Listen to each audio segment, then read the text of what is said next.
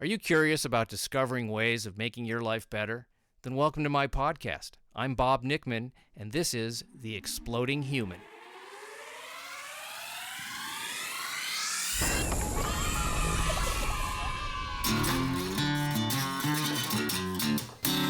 Listen in while I talk with all kinds of people in the fields of personal growth, health and healing, alternative therapies, psychology, spirituality, environment, and the future.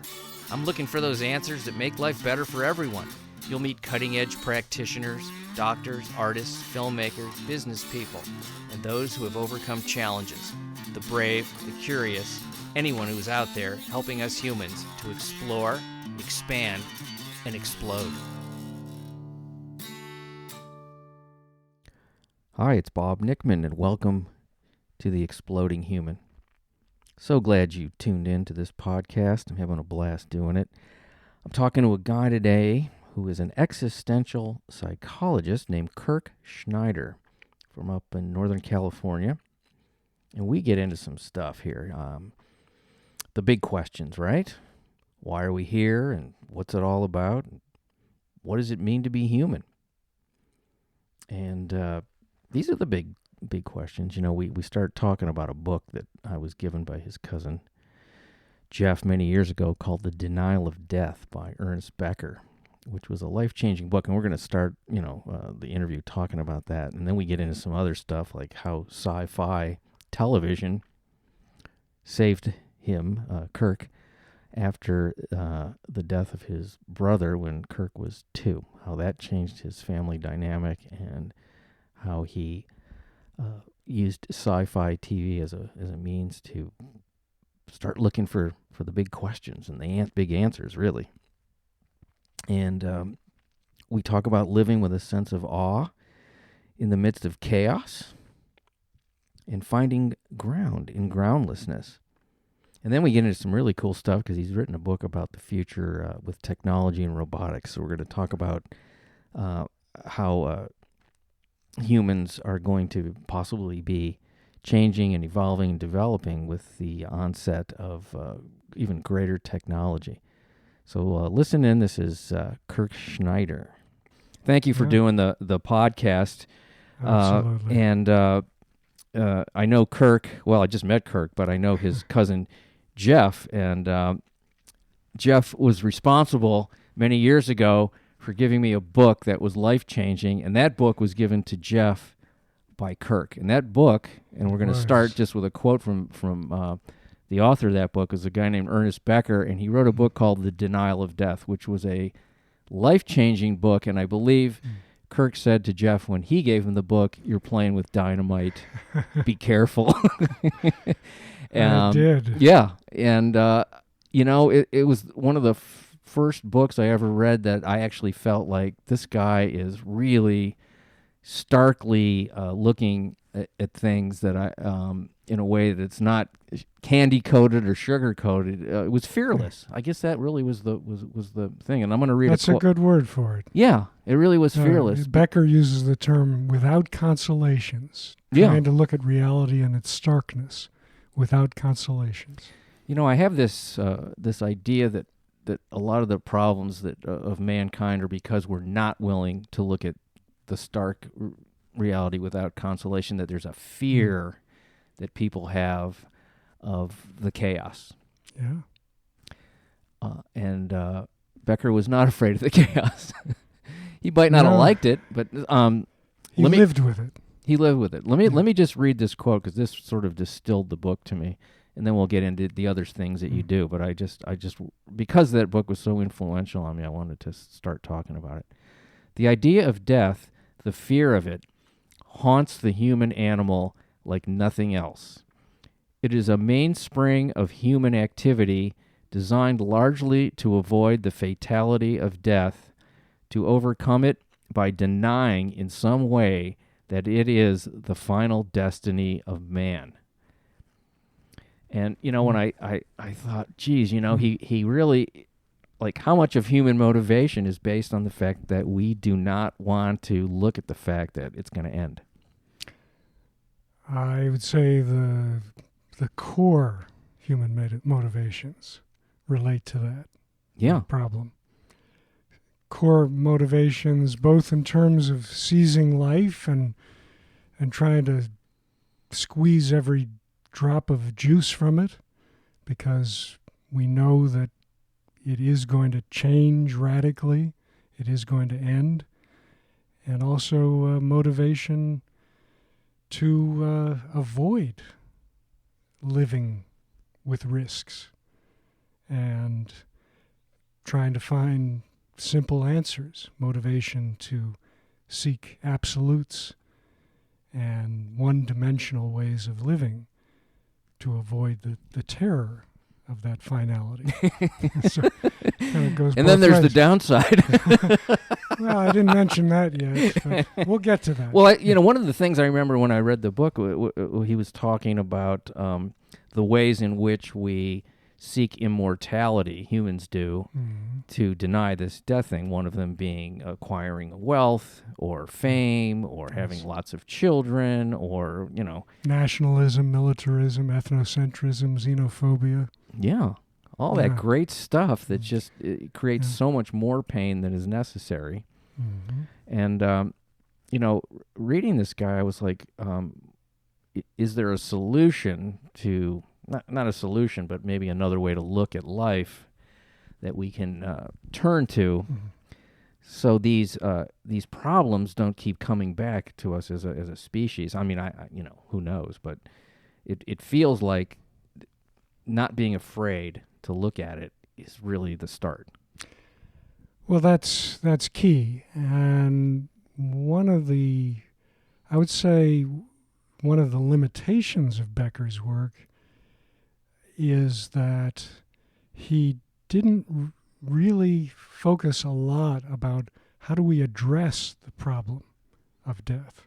In other words, he laid out terrifically, he laid out the problem and the challenge of death and of finitude.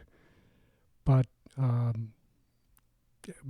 he gave us hints, I think, of how can we deal with this? How can we create a better world for ourselves as individuals as well as societies to cope with and to really work with this condition that is so looming for us. And I actually think that some of the hints that he conveyed related a lot to what I call the sense of awe toward living. Because the sense of awe is a very unique sort of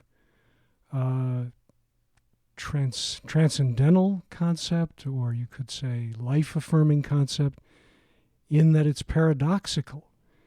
It's about embracing both our capacity to experience what you might call negative emotions, anxieties, fears, unsettlements, sorrows,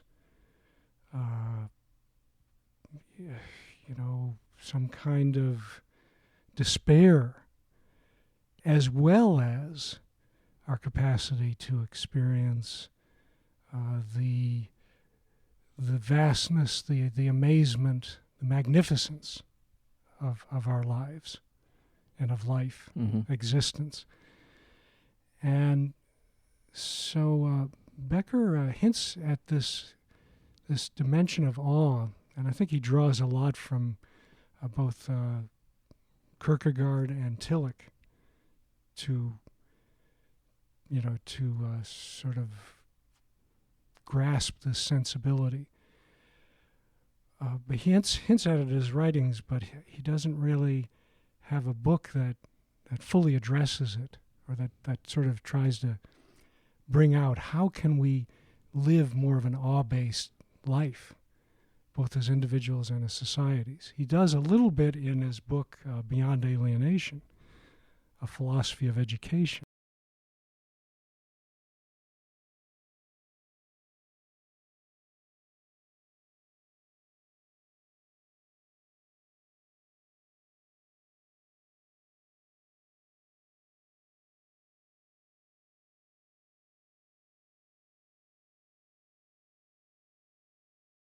happiness of late because it's been so bandied about, especially in what we call positive psychology.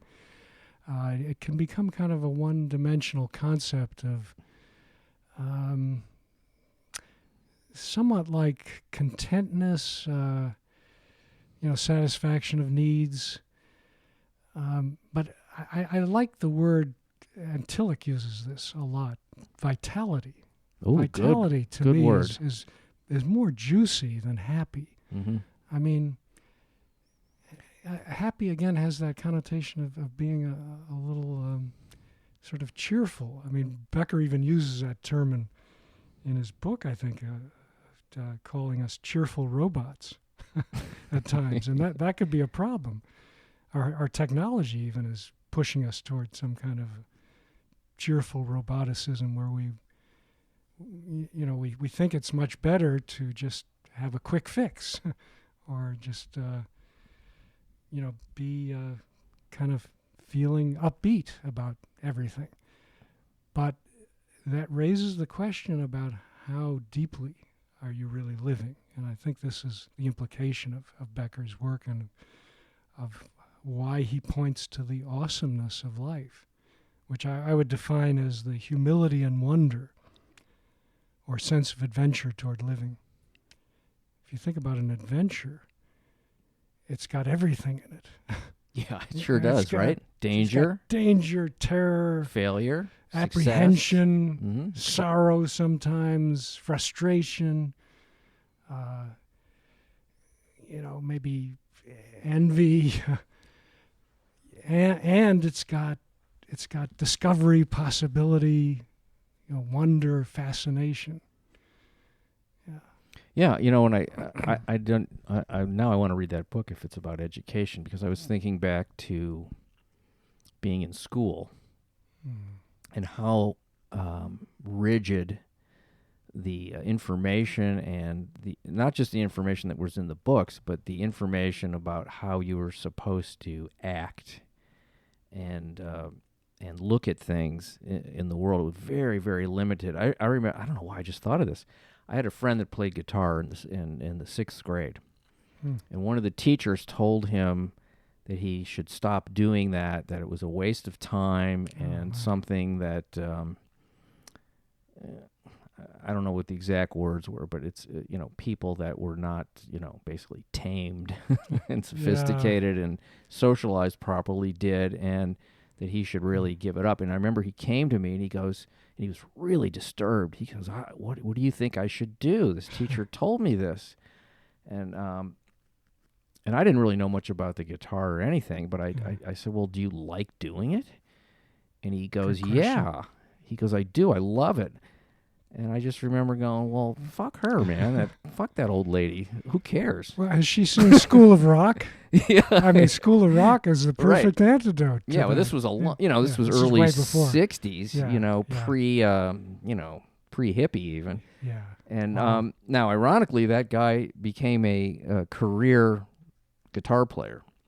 He still makes his living as a guitar player. I'm not taking credit for it. I was going to say. But I think he would have done. Yeah, I think he would have done it anyway. And I don't know. It was just an instinct, because at the time I listened to adults because they were adults. I thought they knew more. Yeah. And it really, as I thought about it later in life, I thought, man, they could have ruined that guy's life. Yes. If he would have been just slightly less in awe of the music. Exactly. Slightly less, secure of him about himself. He could have given that up. And how many lives have been shortchanged by stripping the awe away? Yeah. In the service of, or in the name of, a safer, more familiar, more,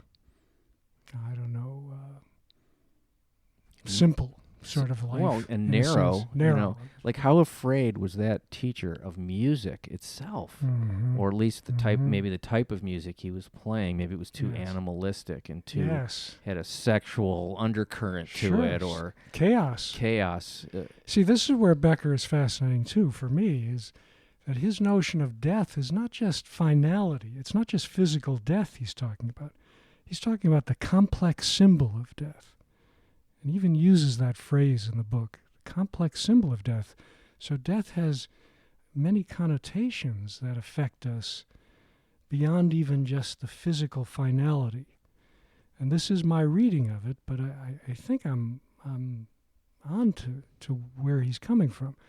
Because for Becker, it's the associations to death that make that theme so potent, like the terror of smallness, insignificance, invisibility, and ultimately oblivion of some kind, or what I would call groundlessness.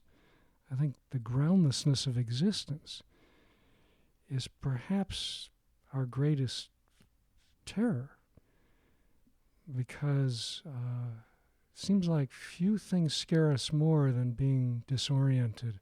You think of the astronaut being cut from the tether to the mother ship and floating off in the infinite cosmos. Oh, that is a frightening thought, really, when you try to put yourself in that thing, like, oh my, what am I now? Exactly, but I'm not tied to anything. I mean, but this is our condition, right? I mean, if we really strip away that cultural prophylaxis, as Becker puts it, he says culture is a prophylaxis against terror. I think it's a beautiful line on many levels. Wow. Yeah. Okay. If you strip that away, what you have is we're floating. I mean, we're sitting on a ball that's whirling around the sun at something like 60,000 miles per hour. That's hurtling through the galaxy at, I think, 2.1 million miles per hour to a destination that's completely unknown, from an origin that is completely unknown. So what are we really standing on when we're standing on this carpeting? It's a ball that's hurtling through time and space in a completely radical mystery. Yeah. And then on the other side, you have to pay rent. Well, that's the pragmatics of being That's human. my biggest battle, is that stuff. I'm like, man, the day-to-day mundane stuff of survival versus those sort of big questions. Yes, but if you could keep those big questions in mind, or if you can stay in touch with that bigger picture of existing, think how that could lift you out of some of these petty identifications that we get so caught in, especially self-judgments, how we put ourselves down and narrow, who we are based on what Joe or Mary says about us, or what we learned in school about, getting a certain grade. I mean, look at the gift. Yeah. Yeah. Well, when I'll just tell you this. I mean, I know we're not in a therapy session right now, but this is something. Be healing. Yeah. This is something, and my mother used to say to me when I was a kid. It's funny now. At the time, it was very impactful. But when I would be very sort of over the top and joyful and experiencing life, maybe a little loud, but just kind of having a great time, she would say to me, settle down, it's going to wind up in tears. Now, where she got that from, this idea that too much, if you're too much, it's going to flip. Yeah. And, there is the Yiddish word kanahora. Did you ever hear that word? Of course. Yeah. Yeah. Which basically, I sort of interpret that like, if you're too happy, God will see that, take it away and more. That's my simple version of it. Yeah. Well, it's like throwing the damper down, I mean, yeah. geez. So just those kinds of things, it took a long time to, and maybe I'm still not fully extricated from that way of thinking, but that's like that's some of the lifelong work, is to go, how do I get back to that? That before somebody said that to me, or, and those things are being said to people all day long. In a lot of guises, right? Yeah. From the child rearing to the educational system to the work setting to religion and government, politics. Yeah. Constantly being hit with these things. Um, Safety. it is. The name It is. It's quote safety, yeah. which is also a killer of spirit and soul and vitality. Can be. It can be. Yeah. I don't want to say. I don't want to paint it completely blind. Right. Well, obviously, some rules are necessary for society to function. But how do you do that and keep the members of the society feeling like they're really alive? That's the key. That's the key. Yeah. That's what Becker was after, I think, ultimately. If he would have written his next book, Yeah.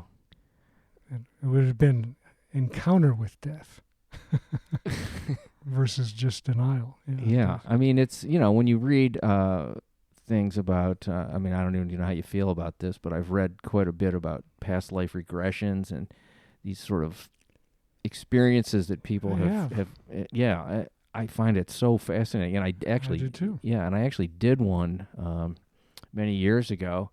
Mm-hmm. And the thing that I came away with, rather than the actual, the experience was pretty cool, but when I did it in hypnotherapy, the therapist took me to the end of that life, said, "Okay, you're going to die now, and go to the next one." And the overriding thing was how not a big deal dying was. It just seemed like, oh, okay, well, I'll go on to the next one anyway, and that was cool. It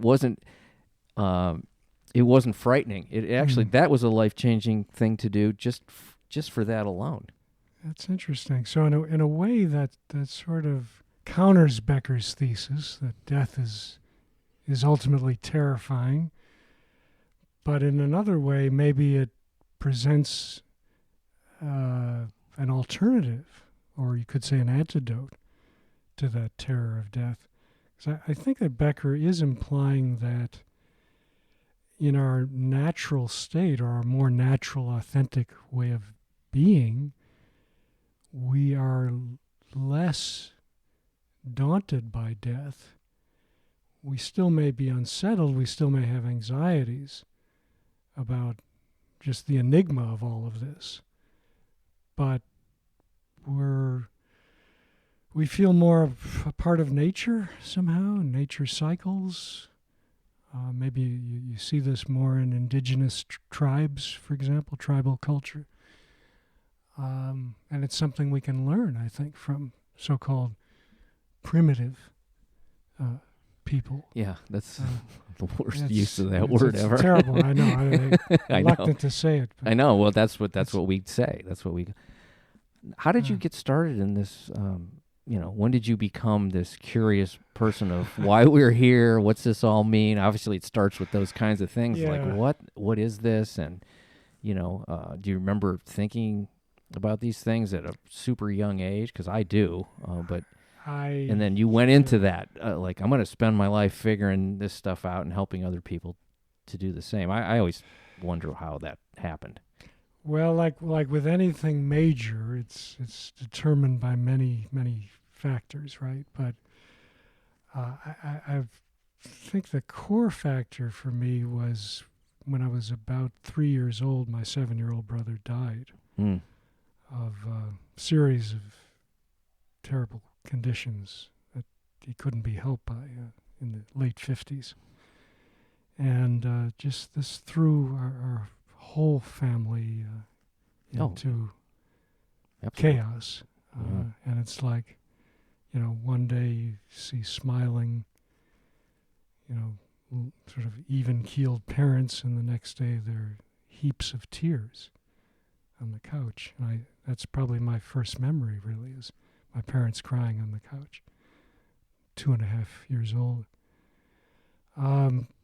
So it threw me into really challenging, to say the least, places. I would go on crying jags for days. I had horrible temper tantrums.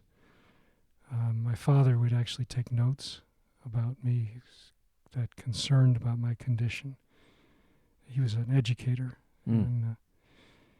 But one of the most important things they did, and this was mainly pushed by my mother, was to have me see a psychoanalyst. So I saw a child analyst when I was about 6 years old, 5 or 6. My mother had been in analysis, and that's why she was tuned in to that. And that, even though I remember very little about it, I don't remember any games we played or anything like that. The main thing I remembered was this, I guess, middle-aged guy who struck me as extremely seasoned and centered. And basically, it was his presence, like rock-solid presence that I remember. I felt held at this young age by this guy, and not just any guy. He was a guy who really seemed to be able to tune in to my tragedy and desperation, and who had been through a lot himself. So it gave me a permission and a freedom to dip into places that I'm sure I wouldn't have been able to do. And with my parents thrown asunder, it was very difficult for them to. How did you know he had been through a lot himself? This is all intuition. Oh, this okay. is all my intuition as a 5, 6-year-old kid. So there was a sensitivity and compassion Yes. and an understanding that only someone who'd probably been through some things themselves. And a strength. Yeah. That I've been there in some way, and I'm not only living, but I'm thriving. Wow. I'm getting kind of teary just hearing this story. I mean, I'm an analyst, you know. Yeah. I'm a substantive human being, even through all this. So he's a model in a lot of ways. Yeah. And that helped me move from a place of what I would call basically paralysis and abject terror to gradual questioning and even, I think, wondering about things like why we die, what happens when we die, a lot of questions about my brother, who killed or what killed my brother. I mean, I had a lot of fears and fantasies around that, a lot of terrors. But I gradually began to become intrigued by very big questions at a very young age. So I think that's one of the differences between like a more usual path for a kid or a young person, you know, to be sort of fancy-free and more carefree in their approach to life, and then what I experienced and what others have experienced who had very early wounding, is that I felt a kind of seriousness, a weight about life, but it also, as I was able to stay with my terrors and work with them more, opened up new thoughts, new feelings, intrigue with the unknown. And I'll tell you that those great television programs, the sci-fis of the early 60s, were pivotal for me. Those were like my babysitters. I mean, it's strange, but I related to One Step Beyond, if you remember that. I love that show. About the paranormal. Yeah. Outer Limits was one of my Yeah. absolute favorite. Twilight Zone. Yeah. These shows all, because they spoke to me. That My host of mind One was Step there. Beyond was really John Newland. man, he had a creepy, cool thing going on there. He did. Like he knew some stuff. yeah. Wasn't I just think an he did. actor. He just, like, I knew stuff. Wasn't he convincing? Yeah. I know. Yeah, that's great. They had more of those. I don't watch Sci-Fi Channel, but they probably have a ton there. But Well, those shows were unbelievable. very thoughtful, very thoughtfully written. Yeah. They had one. I was thinking about the other day. David McCallum was the star of this episode. Scientist or something? He was a scientist, and he had invented a machine to go into the future. Mm-hmm. And he began to evolve and develop these powers. Right. ESP. Right. Like a genius. Right? Yeah, and his head started to get really big. Right. Like a classic Martian head. Yes. And he was able to, he was going to take over the world, basically, because he had, capabilities to move objects and people and control things. I remember that, yeah. and the sort of right toward the end of the episode, he was going to destroy mankind. Power had taken over. His ego had gotten huge, and he had the ultimate. He was a god. Yes. And then at one moment he stops, and he gets this gentle look on his face, and he evolved. He was evolving, and he evolved past that giant ego and need for power and to control the universe and be a god, and he had moved to pure love. And I remember watching that episode going, whoa, that is just like, that just knocked me out. I was just like, this is like, what a great concept. Is that possible? It was like, whoever wrote that, I should probably go look it up. But they're like a mystic. Well, obviously somebody who was into the spiritual questions of like, where's mankind headed with advancement? Yes. Well, another story I'll give you. It was actually the first episode of The Outer Limits, because I saw it again recently. I got a bunch of those tapes from those days. Yeah, the best. Yeah, so it was with Cliff Robertson as a radio operator in a small town, and his equipment goes a little crazy. You might even be able to relate to this, but his equipment goes crazy, and he's getting all kinds of distortions in it, and he's trying to broadcast, and it's not working. And suddenly, there is a creature that is emerging from this equipment, and it's electrified. And it's like coming from a tower that's, feeding electrical pulses to his radio station.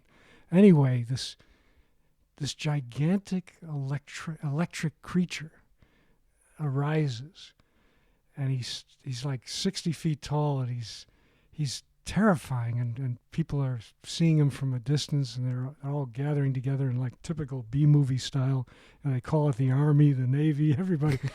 And so the Army guys are poised at the center of town, and they're looking at the creature's trajectory toward the center of town. They're all waiting for him with guns, cannons. The creature is like stomping through the village. He gets to the center of town. He stops. He looks down at all these pathetic creatures. He says, "Put down your guns. Go home and contemplate the mysteries of the universe." What a last line. So that has everything Beckerian in it, in a way. I mean, it's right. Confronting it. Basically, the creature is telling the folks that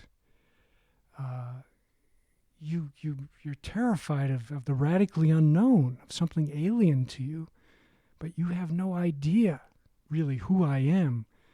One of the things that I am is somebody who's going to allow you to live, and not only allow you to live, but to point you to the amazing opportunity you have to exist. And that underlying creature is pure energy. That's life interesting. Energy. That's interesting. The fact that it wasn't a solid creature in terms of, you could touch it really. It was just life energy. That's a great point. Another genius writer. Yes. Love this stuff. Yeah. Joseph Stefano and Richard Matheson. I mean, these are all great sci-fi writers who wrote for these early shows. Yeah, when I think about, I've read, some Buddhism and tried to do some of the meditations, and I had gotten this tape that somebody gave me, and it was a Buddhist meditation. I don't know why I'm thinking about this right now. It was on death, and I thought, and they start to take you on this. It's a guided meditation, and it's feel the maggots going through your body, eating your flesh. Whoa. You're decaying. I mean, talk about stark. It was just like, okay, this is what's going to happen, people. This is existential Buddhism. Yeah, and I was like, oh my, I had to shut it off. It was very graphic about what actually happens to the flesh once the person dies. But I thought it was a valuable thing because it was, again, here you go. I mean, so none of this stuff is new, but it feels that way because it's my first time around as me, this incarnation. Yeah, but I think what a lot of the stuff points to is the capacity to find ground in groundlessness. That's how I'd put it, finding ground in groundlessness. It doesn't mean that one is necessarily totally reconciled to all that is, although I know some mystics claim that, or certain traditions, religious traditions claim that one achieves a kind of seamless unity with all that is, and therefore there's no separation between self and not self. I'm not so sure about that, and I'm not even so sure that would be such a vital state. If one could be, it seems to me one would be God at that point, and raises all kinds of questions about humans as gods. What kind of a life, what kind of richness would that hold if one had no tension? But right, like arriving would not be what you think. There would be a very unsatisfying thing. I have a feeling that the desire to get someplace is probably better. The journey, not the necessarily effort. the destination. Yeah. But the ground within groundlessness, which is something we also cultivate in depth existential therapy, for example, to help somebody to stay with that chaos and that disarray and complete disorientation as one moves toward what one is terrified of. But the capacity to stay with that and to make discoveries within that, and thereby expanding one's awareness, one's whole body awareness of life, is a tremendous gift, it seems to me. And so in a very real sense, it is absorbing that death anxiety that Becker talks about. And Nietzsche even points to it when he talks about something about the capacity to dance with chaos. Something about a dancing star, or I forgot the line now. It's something about dancing with chaos. That is I like that image. Great, aspiration. Well, yeah. I mean, it opens up our possibilities for fully living. To be able to be in touch with the more of who we are.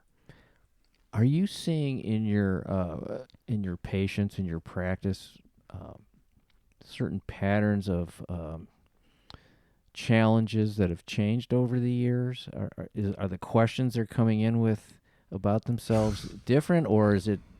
And is there like an overriding sort of question that people have? I mean, I don't know who I am is always a big one that people come to therapy with. I mean, I have to acknowledge that I do get a fairly self-selecting sample of people, because many of the people come to me know something about my reputation as an existential psychologist.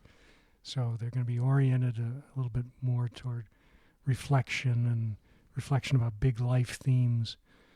But that's not always true. So I definitely get some people who have no idea and don't give a shit about, what kind of psychologist I'm called or what have you. They just want to feel better in life. So, yeah. So given that, I mean, I think generally I've been seeing a lot more of angst around how this high-tech transformation is affecting people, and the sense of increased challenges in intimate relationships, in a kind of a raw connection with nature, the feeling of life being, well, as Cousin Jeff put it, daily life being squeezed, being reduced to 4-inch screens. Yeah.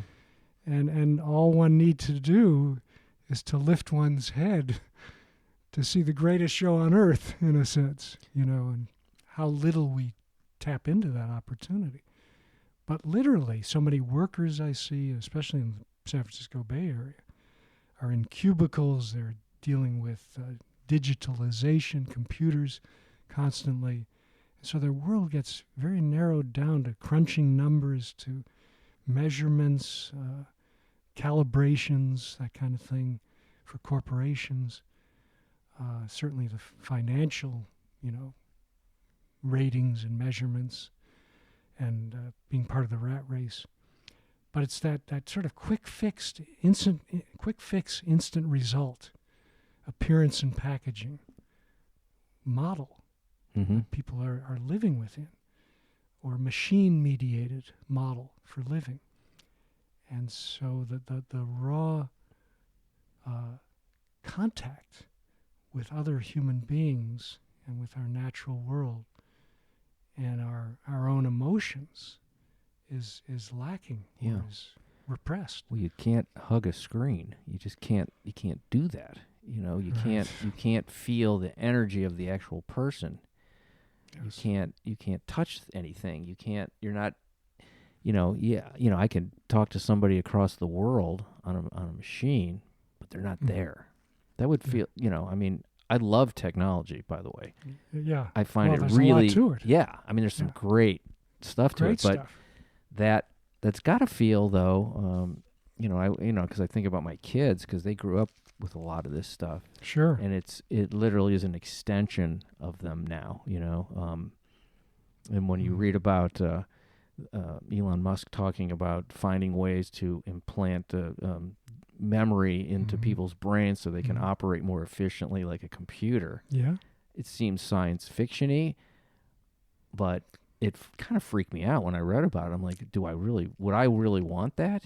Do I need to be firing on more cylinders at a faster rate? And why do I want that? Why would I want that? Well, this is the great question. Yeah. And I would also advocate that we're already becoming machine-like in a lot of our behaviors without these implants. That's happening through drugs to some degree, especially psychotropic psychiatric drugs, which mimic certain states. I'm not saying that they're all bad. Mm-hmm.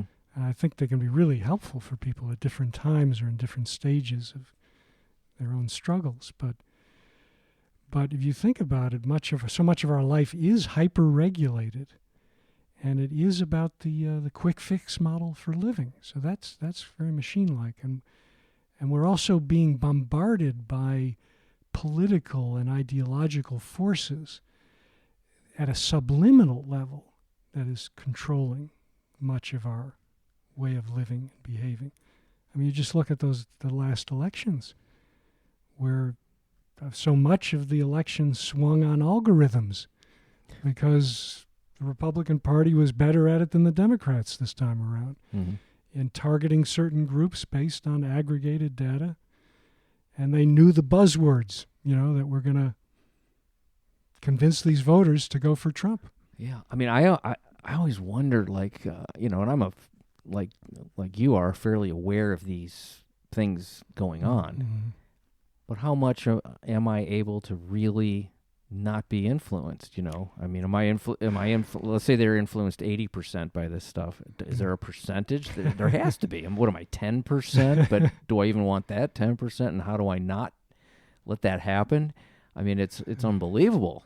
Yeah. What and I'm not even talking conspiracy theory here. I'm just talking about what's going on and how am I influenced? Because when I was a kid, I played outside a lot, out in the street with my friends. Me and too. And I love that. Yeah, there was a little bit there was television, but it wasn't this all-encompassing thing. And it was funny. There's a kid on my street who has a football, and he goes out in front of his yard and he throws the football and he catches it and he runs around and he does this out loud kind of play-by-play. And he's completely exuberant and completely in it. Uh-huh. And the neighbor across the street says to my wife, I really feel bad for that kid. He's so lonely. He has no friends. And my wife goes, well, look at him. Look how happy he is. Yeah. Why would you assume that he's lonely? Does he look unhappy? No, he doesn't, but, he's got to be because he's alone. Yeah, right. This is the new, pathology, right? Being alone. Like, we always have to be tethered to, usually, our machines. Yeah. These days. Right. I mean, you go into, let's say, a waiting room of some kind of an office or place, and most people are not talking. They're in those machines. Right. I was at the airport in Oakland last year, and everyone fighting for the plug-in to power their phones. Yeah. And this young guy started talking to this old man, and they were the only two people talking. And if you looked at everyone's faces, they were kind of flat, not much expression. They were in their machines. They were ignoring these two. Yeah. And those two were having a great time. Wow. They didn't know each other. They just started. Yeah. And it was just one of the, and I'm just watching these people, and I'm like, my instinct was, I didn't do it, of course, to stand up and go, look at these two guys. Everyone should be doing this. Let's get to know each other. Yeah. Well, yeah, what happened to the great conversation? I mean, you know about these. To have a great conversation, to explore and stretch yourself with another person. Yeah. I used to do this in college. I had a great philosophy friend, ex-roommate. We would meet in front of the laundry room every night. Yeah. And just talk philosophy. I love that. Yeah, I wonder if that's going on anywhere. It must be in the philosophy departments. I hope so. Yeah, well, maybe there. I mean, I'm sure in some nooks and crannies. Now, did you have kids that when you were, you said this was sort of happening when you were 6, 10, 11. Right. Were there any other kids that you could talk to about this stuff? Or did you just keep it? I didn't really have kids I could talk to about that. I mean, I had kids in the neighborhood, which was great. And that was life-saving for me, too, because, we were out in the streets constantly. And we'd play games like Cops and Robbers, which I loved. You talk about a mystery-laden game. And late at night, where, you have a set of kids guarding a jail. Yeah. A set of kids go out into the neighborhood, hide anywhere among the trees and foliage. And then you have cops go out, and all they have to do is tag them, and they bring them in the jail. But it's kind of like Kick the Can. Did you play that, too? Probably a version of that. Yeah, it's sort of like that. It's, But again, the excitement of discovery when you're shooting through the neighborhood and trying to find hiding spots, and you're in it with other robbers or cops or whatever. So it's camaraderie. And so I definitely had that, and I think all of that was really therapeutic. But I think really a lot of my own ability to be expressive and open was due to a large degree to my parents. My father was a humanistic educator, so he was already reading Carl Rogers and Rollo May and Maslow when I was a little kid, and he had that disposition. He was always open to talking about things, and my mother was very encouraging of that too. That's kind of rare back in the 60s, early 60s, late 50s. Well, they were an unusual family. We lived in Euclid. Mm-hmm. We were the only Jewish family for miles in a working-class Italian neighborhood, Catholic Italian neighborhood, basically, until I was about 10. Then we moved to Shaker, which was a whole different situation. But you're talking about this movement toward the technical, and yes, it's improving our lives in so many ways. I think about that every time I use a GPS system. Oh, right, I have a terrible sense of direction. Me too. So that's how I got here. It's a godsend. Like some lady told me how to do it. Yes. Turn left. Right. But I think where it gets dicier is this gradual and maybe rapid blurring between simulated reality and what we might call more natural reality. I mean, the whole question of what's authentic, what's real, is being held into greater question. Is the map the territory? Is, for example, having a Facebook friend the same as having a friend sitting across from you or me, like right now? Yeah. What about these elderly who are helped with, artificial cats now? That's happening more and more. They're relating to basically robots that look like fuzzy creatures. How do we grok this? What does this mean as we move more and more toward a certain comfort level with the virtual, as distinct from, we might say, natural? I don't know. I wonder if, is there a benefit to, is it better to have that fake cat to keep somebody company, or is it for them to have nothing? Well, that's another question. I don't really know. Some of these people are desperate. They don't have friends, and it's not easy for them to find or make friends. Yeah. So it's one of those things where it's kind of a trade-off. Because to me, like, sort of the ultimate feeling that I don't like is loneliness. And I can be alone and not feel lonely. I'm not talking about that. Okay. But there's a loneliness sometimes for people in life, a disconnect, I guess is probably a better way to say it. And the desperation that comes to assuage that feeling, whether it's drug use or drinking or some sort of acting out in a way that they're either attempting to quiet the pain or to connect with something that's bigger. Well, I think the bigger question is not so much with certain people or populations that are clearly helped by some of these mechanical devices, but the bigger question is, will this become the fashion? Will this become the mainstream style of relating to ourselves and our world? And the more it becomes that, the more we look to sort of instant gratifications, like sex dolls. That's another whole realm. I just saw a whole thing. It was a robotic sex doll that this guy was working on. And he was justifying the need for this thing in the video. Obviously, he wants to sell them, but it was the creepiest I think thing. I saw that. Yeah. And I'm like, is that something, like, why would, I guess you just have to shut that part of your brain down that says this isn't real and it's kind of pathetic. It would be for me, Or yet it appeals to probably many guys who would rather their wives or spouses, just shut up and the idea of sex. The idea of an intimate relationship that didn't have the bumps and the out of control stuff. It's like it's all regulated. Right, I don't want my wife getting mad at me. It's unpleasant. Right. And if I had this robot that I could just, a new model. Hit the remote control. You're great. Right, Everything you say is fantastic. Yeah, and you know just what to say because I program you perfectly. Right.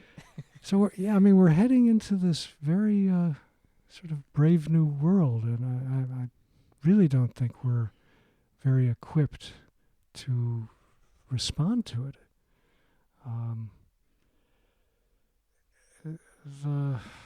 There's not only a question of, what is real and how important is it to experience life unmediated by machinery, or to the degree possible unmediated. There's also the issue of dignity. It's the machine doing it for us. It's the Facebook page making it easy for us to make friends or to like something, or to communicate through emojis, basically quote unquote safe and managed ways of working through our world. how does this affect the sense of agency? Like that, this is something that I built up over the years. This took blood, sweat, and tears to develop this rich relationship with this person sitting before me, or this partner. Does that not account for something really important? That depth, that history, again, the awesomeness of the many strands of that connection that are no longer maybe seen as necessary, and that people even atrophy away from. So they don't even know what they're missing. That's really frightening. I don't even know what I'm missing. Ugh. Yeah, I think that's happening. You know, and I, you know, even when I talk to my kids, you know, and I try to talk to them about this kind of stuff, and what are you really getting out of this, you know, being glued to your phone for X number of hours? They don't even know what I'm talking about sometimes. I think that's part of the problem. And the other night I went in, I was talking to my daughter, and she was on the phone, and I was saying something, and she was kind of half answering me, but glued to the screen. And I said, can you just put the phone down and not look at that screen while I'm talking to you? It's disrespectful, and I'm not able to connect. And you can get back to it when I leave the room. I just wanted to tell you something. I don't remember what we were talking about, but and she put it down, and she smiled, like, you know, okay, I'll do that. So but there was, it was good. It was a good moment. It was a good moment, but I could see she wanted to get back to it. Yeah. She wanted to get back to it. You know, it was, I don't know if it was her friends that were sending messages, or she was watching a video. I'm sure it was monumentally important.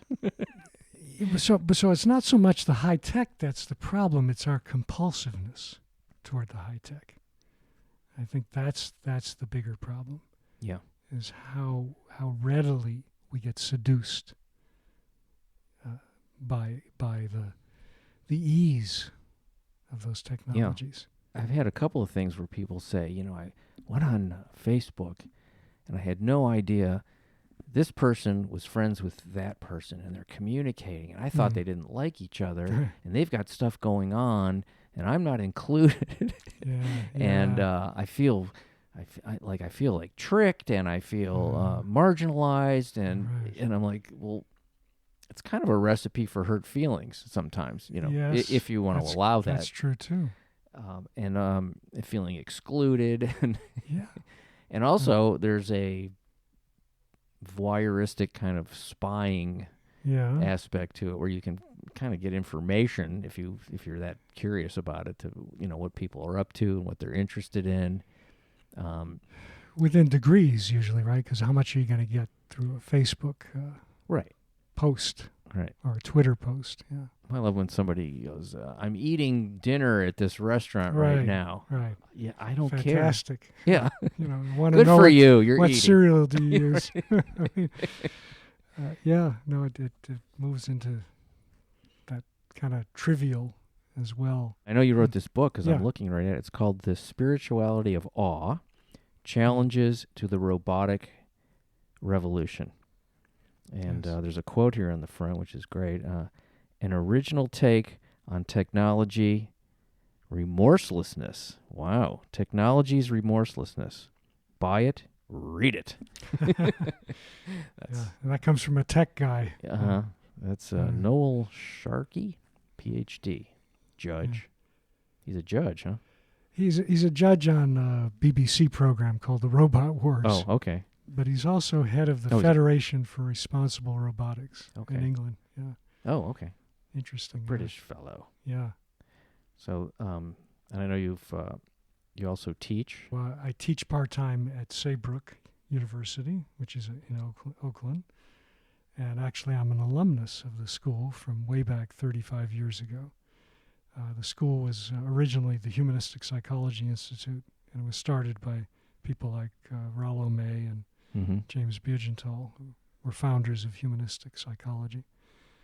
I also am an adjunct faculty at Teachers College, Columbia, did a couple of summer sessions there, and I just love New York. Yeah. San Francisco and New York. And the whole lineage of Columbia has a great deal of meaning to me. I'm still when I walk around that campus, I think of people like Eric Fromm and Tillich, who was across the street at Union Theological. My mentor, Rollo May, who I believe was the first graduate of the clinical psychology department at Teachers. So when I walk around there, I very strongly feel the ghosts and the vibes of the 1950s and the iconoclastic lineage of Columbia is tremendous. I mean, people they had there, Paul Robeson was there, Joseph Campbell, Carl Rogers, Herbert Marcuse. I mean, some of these names may mean something. Yeah, in terms of the last one, no, but the other ones, yes. Radical thinkers. Yeah. And yet very thoughtful at the same time, not just seat of the pants. New York has a special meaning for me, too, because my father was born and raised there. I spent quite a bit of time there. But I also write a great deal. This is my 12th book.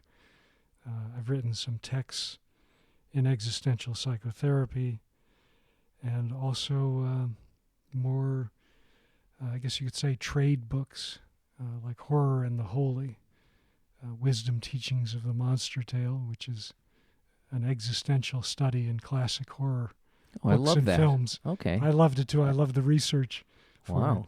But it goes back to some of the movies Yeah. we were talking about. Yeah. I'm president of the Existential Humanistic Institute, which is a psychotherapy training institute. We've been at it for 20 years, but we recently, in the last 5 years, have started a certificate program in the foundations of existential humanistic therapy, which is, I think, one of the first certificate programs in that area in the country. I mean, existential humanistic psychology is considered the third force of psychology, but it's really woefully under staffed in terms of training and teaching. So we're really attempting to put it on the map in that way, and we're getting good cohorts of students. It's very, very gratifying to see. That's great. Yeah. Anything that promotes humanism and brave thinking, I think, is going to advance us as a culture and as a species. Oh, thank you. Yeah. Well, So congratulations on the good work on that. Let me Thanks. ask you this, because I don't know. I've done therapy, talking therapy, Mm-hmm. and very valuable. But some of the biggest shifts I've had is in doing certain things. For example, meditation, exercise. Mm. I think, I was telling somebody the other day, I said, I do better sweeping the floor than I do thinking. Yeah. I could dig that. Yeah. So I always, do you incorporate these kinds of other things with your patients? Do you encourage different types of actual sort of physical activity as an adjunct to the what they're learning about themselves? It's definitely a part of the work that I do and that a number of us do in the existential field, because so much of our emphasis is on the experiential, the here now. We're not just talking about your problems or something that happened recently, but actually experiencing it with me here. And what is it like to experience it with me here? Mm-hmm. What does that add to it? How does that maybe challenge what the person is struggling with? And also, to the degree possible, helping that person to get in touch with areas of their body that are getting activated as they're talking about their issues. So I might call attention to, Bob, I noticed that you're leaning forward. Yes, I am, because I'm and very you seem interested. very engaged Yes, right now. That's true. But I might say with a client that as you mentioned that, your voice sort of trailed off right there. I wonder what was going on. Or I felt a real block and tension in my stomach, my gut, when you said that. I wonder if you have any sense of that as you spoke about it. Or I noticed that a tear seems to be forming in your eye as you're talking. Or sometimes even encouraging people to stand up and move around. I have one client who likes to dance a little bit in the room, and so Really? I'll encourage him to Wow. stand, and he stretches, and I stretch with him sometimes, and we do a little dance together. I have actually taken clients out, even patients at the state hospital I worked at, out to play football. Like nothing else was working. Yeah. But I just had an intuition that getting out, and this I'm thinking of at the state hospital at Massillon, I worked for about a year. Toward the end of that year, a colleague of mine and I, who was also a football player as a younger man, thought, why not? Let's take some of these guys out who are in the combative unit, and some of them in very controlled parts of the hospital. Let's see what happens. So the hospital hierarchy granted us the pass to go outside on the campus. We had one of the funnest times with these people of our entire experience there. And I think they got a great deal out of it. Something about that raw contact again. Yeah. With each other, with nature, breaths of fresh air, and feeling like real people rather than just objects that are being warehoused. Yeah, I wonder how much of, people's difficulties are because we're so distant from nature. I think that might be a nice high percentage of the issue, I mean, just physically work hard and be tired at the end of the day is probably pretty beneficial. Yes, especially if it's a working hard that has a vitality to it. It's not just maybe bean counting. Michel Foucault wrote Madness and Civilization. It's another book I'd highly recommend. Okay. But he points to the onset of the Industrial Revolution as the point where we're really beginning to lose touch with our primal experience of nature.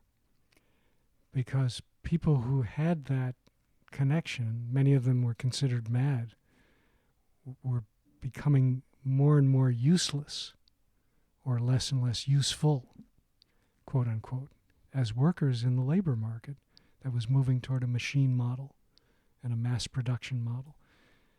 And as a result, we turned away from the Gothic, you could say the spiritual in many ways, the person who had a more loose sense of living, but also maybe a more creative sense. It didn't fit into the neat slots. And I think that we're suffering from that trauma. I think it was based to a great extent on the trauma, the terror of the Dark Ages, where the primal relationship with nature was just running wild. So, very rare that extremes are very helpful to humankind. But there's a case where I think we threw the baby out with the bathwater, and we really haven't turned back since. Yeah. At least in mainstream culture. In some ways we're trying to, reconnect with those sensibilities through meditation, yoga, and that kind of thing. But generally speaking, day-to-day life seems to be becoming more encapsulated. Yeah, I always sort of promise myself to simplify my life. And then life starts to happen, and I'm like, what happened to that? What happened to that? Yeah. Do you have an example? Well, where it came to me, I was in the hospital about 3 years ago with pneumonia, and I was really sick, and they couldn't quite figure out what was. I mean, they knew I had pneumonia, but it didn't seem to be improving, and there was some other issues going on. And I remember thinking, if this, and I just kept, it was like almost like a mantra that I had sort of promised myself. If I get out of here, I kept saying, simplify and enjoy. Okay, over and over again, simplify and enjoy. And I really was like, made and I still try to do that, but man, sometimes I'm like, I got to do this, I got to pay this bill, I got to go over here and make this happen, I've got these people I'm responsible for.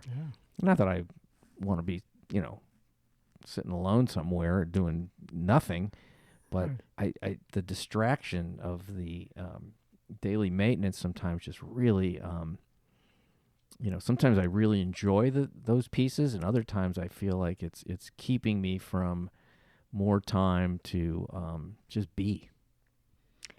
Well, that's where the system imprisons us in a lot of ways.